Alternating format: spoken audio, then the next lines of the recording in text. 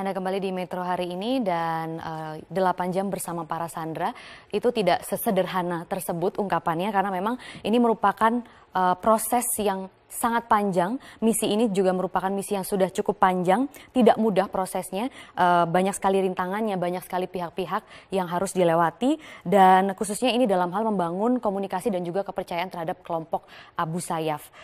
Serta ini memang sudah terjalin kerjasamanya kurang lebih selama 1 bulan antara pemerintah Indonesia dan tim penyelamat jaringan Surya Paloh tersebut. Dan sebenarnya ini untuk proses penyanderaan dari kelompok Abu Sayyaf ini kita memiliki video persiapan di atas pesawat.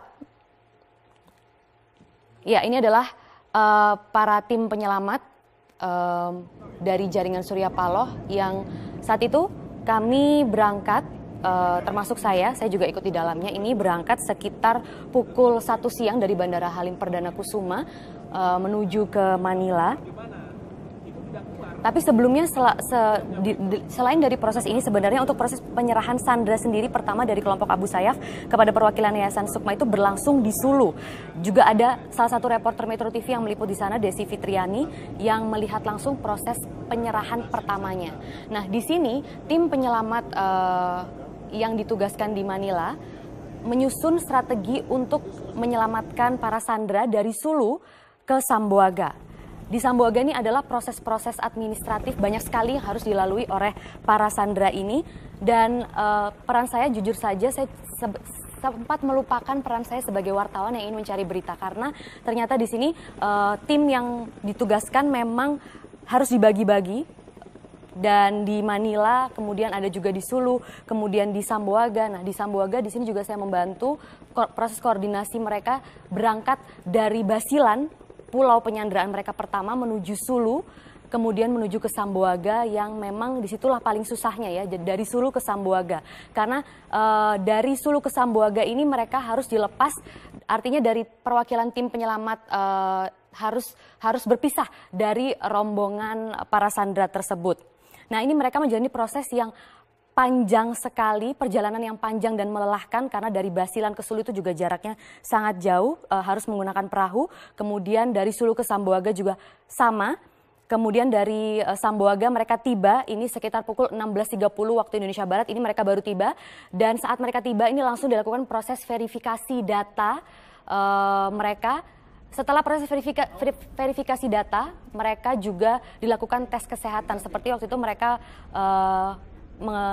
mengecek mengecek darah, kemudian suhu tubuh dan lain sebagainya. Karena banyak kekhawatiran bahwa kondisi tubuh mereka ini drop. Karena memang demikian ya, berat badan para 10 sandera ini turun drastis, lebih dari 5 kilo kira-kira setiap orang bisa saya gambarkan. Dan setelah mereka selesai melakukan verifikasi dan juga tes kesehatan, ini mereka dialihkan ke ruangan lain. Mereka menjalani proses briefing. Sebenarnya proses briefing ini adalah proses interogasi. Proses interogasi yang dilakukan antara pemerintah Filipina terhadap 10 sandera tersebut. Interogasinya ini seputar mengenai apa yang mereka alami selama di sana, kemudian apa aktivitas dari kelompok Abu Sayyaf. Khususnya mereka juga diminta terakhir mengenali cukup banyak wajah-wajah terduga kelompok Abu Sayyaf yang pemerintah keamanan Filipina ini sudah memiliki data-datanya sebelumnya. Di sini memang proses yang cukup panjang ini harus dilalui karena ini merupakan hal yang cukup sensitif. Kita juga harus masih menjaga kerjasama atau hubungan bilateral yang baik antara pemerintah Indonesia dan Filipina. Dan dapat saya ceritakan juga kalau sebenarnya para sandera ini seharusnya mendarat lagi dari Sambuaga menuju Manila. Namun para tim penyelamat bisa memangkas perjalanan mereka sehingga mereka tidak perlu lagi menuju Manila untuk menjalani proses birokrasi lainnya. Nah, di sini saya juga membantu menjadi penerjemah karena memang hanya 2 orang warga negara Indonesia ABK saja ini yang bisa berbahasa Inggris, sedangkan para petugas keamanan Filipina ini membutuhkan informasi yang cepat karena waktunya juga sudah berjalan cukup panjang. Proses interogasi ini berjalan cukup panjang dan melelahkan, hampir 3 jam dan memang benar-benar menguras tenaga para 10 ABK tersebut yang belum beristirahat selama semalaman berangkat dari Basilan menuju ke Sambuaga tersebut. Ya, ini adalah gambar-gambar saat proses briefing dan interogasi dilakukan. Ini yang tadi barusan gambarnya itu adalah kepala interogasi dari Pusat Keamanan Filipina.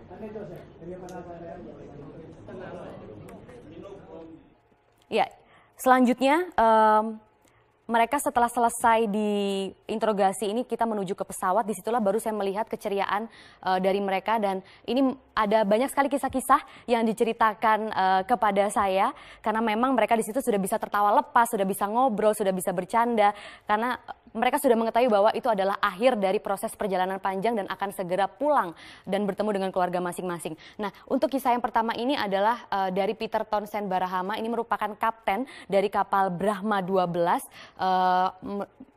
Peter ini merupakan warga asal Batu Aji Batam. Banyak sekali cerita-cerita dari Peter yang diceritakan kepada saya. Yang paling saya ingat itu adalah ketika dia hanya menunggu hujan saat ingin mandi. Karena memang tidak ada kesempatan mandi atau membersihkan diri saat 36 hari proses penyanderaan tersebut. Dan Peter ini juga merindukan anak dan istrinya. Selanjutnya ini kita ada Julian Philip yang merupakan Chief Officer. Dia merupakan pria asal Minahasa, dan ini yang paling sempat membuat heboh ya karena keluarganya waktu itu juga beberapa kali diwawancarai oleh media menunjukkan kesedihan yang sangat mendalam atas penyanderaan yang dialami oleh Julian Philip. Tapi yang saya catat kemarin adalah Julian ini ingin meminta semi rambut untuk menyemir rambutnya karena memang sudah cukup berantakan, panjang kondisinya, jadi ingin meminta semir rambut kepada keluarganya ketika hendak menjemput. Nah, untuk yang ketiga ini ada Alfian Elvis Repi. Ya, ini Alfian ini merupakan ABK yang menurut saya paling tengil ya, sering bercanda dan juga memberikan cerita-cerita yang sebenarnya kalau menurut saya itu sedih, tapi Alfian ini mengemasnya menjadi cerita yang bisa dibilang menjadi lucu begitu. Nah, yang paling saya ingat adalah Alfian ini beragama Kristiani. Dia sampai harus pura-pura sholat setiap kali di depan para kelompok Abu Sayyaf. Padahal dia juga tidak mengetahui bagaimana prosesi tersebut. Namun dia mencoba menjalankannya dan akhirnya sempat ketahuan. Tapi entah bagaimana Alfian ini berhasil meyakinkan para kelompok Abu Sayyaf tersebut. Dan selanjutnya ada Mahmud. Nah, Mahmud ini merupakan chief engine yang paling banyak ditanya saat proses interogasi. Kita lihat ini adalah foto-foto yang saya ambil sendiri pemirsa saat proses interogasi berlangsung, dan ini Mahmud terlihat sangat lelah karena memang seluruh pertanyaan selama 3 jam itu dilontarkan kepadanya. Dan Mahmud yang berasal dari Kalimantan Selatan ini belum berkeluarga, tapi dia berbohong memiliki istri karena dia sempat diminta tinggal oleh kelompok Abu Sayyaf karena Mahmud ini rajin sholat. Sehingga kelompok Abu Sayyaf tertarik untuk membuat Mahmud tinggal dan mengikuti kegiatan-kegiatan di sana begitu. Selanjutnya ada Suryansyah. Nah, Suryansyah ini merupakan second engine. Suryansyah ini paling banyak diam daripada yang lain karena memang terlihat paling lelah. Di pesawat dia paling banyak tidur, namun yang saya catat adalah Suryansyah ini sangat merindukan istri dan anaknya yang memang selama ini juga muncul di media dan bahkan menangis beberapa kali di media dan berharap pemerintah segera membebaskan suaminya tersebut. Selanjutnya setelah Suryansyah kita juga ada Suryanto yang merupakan third engine. Suryanto ini merupakan asal Gilireng Wajo, Sulawesi Selatan. Kebanyakan dari mereka memang berasal dari Sulawesi Selatan. Dan menurut saya Suryanto ini paling nggak bisa diem orangnya. Dan juga lucu sekali. Ditanya, beberapa kali saya bertanya, Suryanto ini mengatakan bahwa yang penting Mbak sekarang saya sudah mandi. Sehingga saya nggak malu lagi kalau berada di sebelah orang-orang begitu. Karena memang kesempatan mandi mereka pertama yaitu pada tanggal 1 Mei 2016 pembebasan mereka saat mereka tiba pertama kali dan menuju ke rumah gubernur. Disitulah mereka mandi dan berganti pakaian untuk pertama kalinya di rumah gubernur Sulu setelah proses 36 hari penyanderaan tersebut. Dan selanjutnya ada Wawan Saputra. Ya, Wawan Saputra ini merupakan pria asal Palopus, Sulawesi Selatan. Umurnya masih sangat muda karena baru kelahiran 93. Wawan ini paling banyak makan selama di pesawat. Dia memesan makanan saya hitung 3 kali pemirsa. Karena memang Wawan bercerita bahwa selama proses penyanderaan selama 36 hari itu mereka hampir makan hanya makan sekali sehari. 2 kali itu jarang sekali. Setiap harinya hanya makan sekali sehari. Begitulah cerita Wawan. Dan selanjutnya juga ada Bayu Oktavianto. Bayu Oktavianto ini sama mudanya dengan Wawan karena memang mereka cukup berteman dekat dibandingkan yang lain, namun Bayu ini berasal dari Klaten, Jawa Tengah. Nah, Bayu Oktavianto ini yang menceritakan kepada saya banyaknya ancaman-ancaman yang dialami, seperti dia diminta untuk melihat video-video kekejaman ataupun video-video kekerasan yang dilakukan oleh kelompok-kelompok teroris dan lain sebagainya. Dan Bayu Oktavianto memang mengatakan kepada saya bahwa dia paling takut saat mendengar ada proses kekerasan lain yang dialami oleh warga negara lain, yaitu proses pemenggalan. Itu yang dikatakan oleh Bayu Oktavianto kepada saya selama di pesawat. Kemudian ada Rinaldi. Ya, Rinaldi ini juga belum menikah. Dia juga pura-pura sudah memiliki keluarga karena dia juga diminta untuk untuk tinggal di kelompok Abu Sayyaf. Dan Rinaldi ini juga merupakan salah satu ABK yang masih muda dan juga dia cukup baik menjalankan maksud kami dia ini warga Muslim yang baik begitu. Jadi kelompok Abu Sayyaf tertarik untuk membuat Rinaldi ini tinggal di Sulu begitu. Nah, selanjutnya yang terakhir ada Wendy Rahadian. Wendy Rahadian ini merupakan juru masak yang ada di kapal Brahma 12. Wendy ini asal Padang, Sumatera Barat. Dan cuma satu kalimat yang waktu itu saya minta tanya kepada Wendy. Saya tanya apa yang pertama kali yang ingin dilakukan adalah saya ingin memeluk ibu saya ingin memeluk orang tua saya. Itu yang disampaikan oleh Wendy Rahadian. Ya, sebenarnya banyak sekali cerita-cerita yang disampaikan. Namun ada satu cerita pemirsa yang paling membuat saya miris, yaitu ada kalanya karena mereka ini dibagi menjadi 2 kelompok ya. Jadi 10 orang ini dibagi menjadi 2 kelompok, 3 dan juga 7. 3 orang ini untuk lebih memudahkan kelompok Abu Sayyaf untuk menjalin komunikasi dengan pemerintah Filipina. Nah, 3 orang tersebut itu ada Peter, kemudian ada Julian, dan juga ada Alfian. Nah, ketiga orang tersebut pernah mengalami 1 hari di antara 36 hari proses penyanderaan itu tidak mendapatkan makan sama sekali dari semalam sampai sore hari.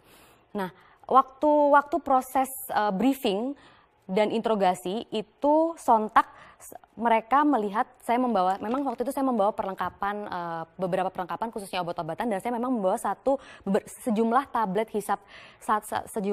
hisap vitamin C. Nah, waktu itu mereka melihat saya membawa barang tersebut, lalu mereka sontak meminta itu secara bersamaan. Dan di balik cerita itu ternyata mereka bercerita kenapa mereka selama ini tidak obat-obatan dan segala vitamin ini diambil semua oleh kelompok Abu Sayyaf, sehingga kondisi tubuh mereka ini sempat drop karena mereka memang tidur di hutan, beralaskan tanah, dan juga digigit binatang dan serangga dan lain sebagainya. Sehingga waktu cerita vitamin C itu ada tablet hisap vitamin C, saat itu mereka tidak mendapatkan makan sama sekali sampai 1 hari, dan setelah mereka mencari-cari, mereka menemukan 1 tablet hisap vitamin C yang berhasil mereka amankan, dan saat itu langsung saja mereka membagi menjadi 3 potong untuk dibagi bersama teman-teman yang lain. Itu adalah cerita yang menurut saya paling miris selama ini, dan saya cukup terharu dan cukup senang bahwa mereka sudah cukup sehat dan bisa kembali ke keluarga mereka masing-masing. Itulah cerita saya 8 jam bersama ke-10 Sandra. Demikian Robert, kembali ke Anda. Baik.